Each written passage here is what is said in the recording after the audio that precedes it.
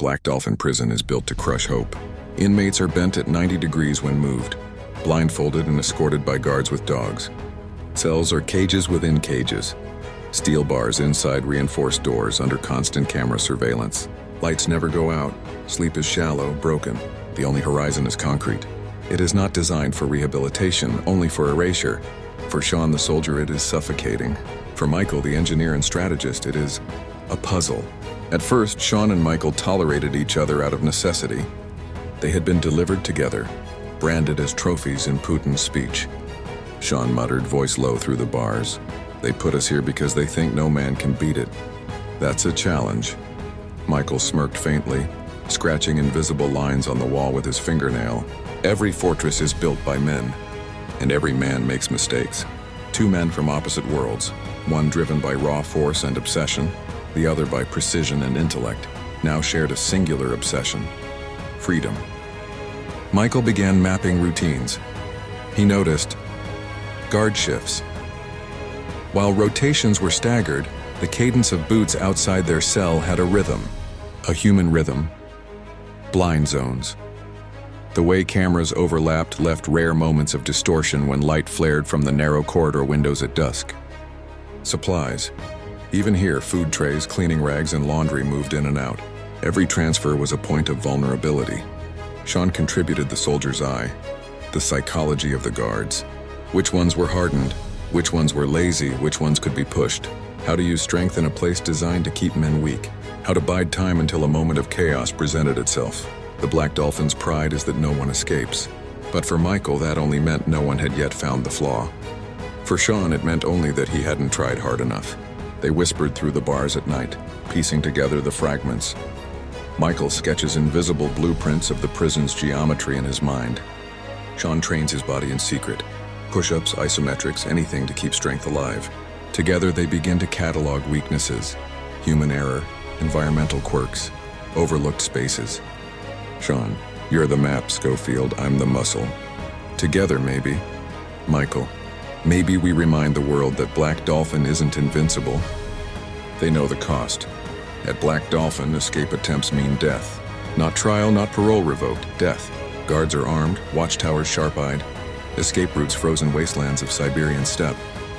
But Sean has nothing left to lose, and Michael has never believed in unbreakable walls. This is the setup. Two infamous men buried in the most secure prison on Earth, beginning to hatch a plan that no one dares imagine. The first escape from Black Dolphin. Deep in one of Black Dolphin's older blocks, there was a man the guards mocked as the Australian Fool.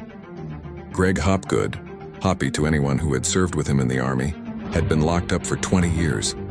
Nobody really remembered why he'd ended up here. Some whispered he'd been caught up in an international sting gone wrong. Others said he was just a scapegoat for bigger players. But after 2 decades, the details no longer mattered. Hoppy was a shell of the soldier he once had been. His mind had splintered under the endless cold and cruelty. He babbled to himself, sometimes sang marching songs out of tune, sometimes defecated where he stood in his cell. The guards jeered, called him the animal, shoved his food trays under the door without looking. To them, he was forgotten. To Sean, he was a ghost from home. When Sean saw him for the first time, being dragged past by guards during exercise rounds, his breath caught. "Hoppy?" Sean whispered through the bars. The man's head jerked up. His face was gaunt, his eyes vacant, but there was a flicker, a recognition buried under the years. "Shawnee?" Hoppy grinned, a broken, childish grin. "Shawnee's here. I knew you'd come." Sean gripped the bars, fury and heartbreak twisting inside him. "What have they done to you, mate?"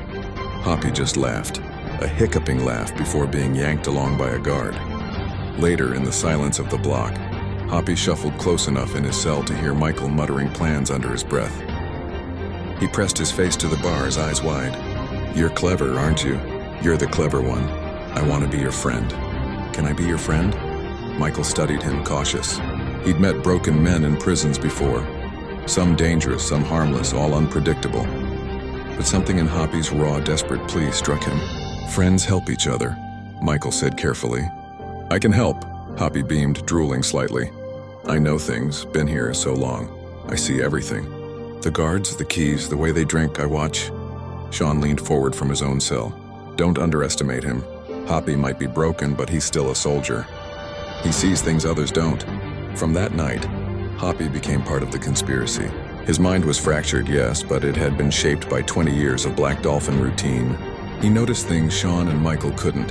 Which guard always left his bootlace undone? Which corridor light flickered just before inspection? Which drunk guard sometimes dropped his keys on the floor outside the mess hall? It was messy intel, scattered through childish rambling and foul-smelling episodes. But buried in his chaos were nuggets of truth. Michael, with his surgical mind, began filtering Hoppy's babble for patterns. Sean, with his old loyalty, protected his mate from guards who beat him.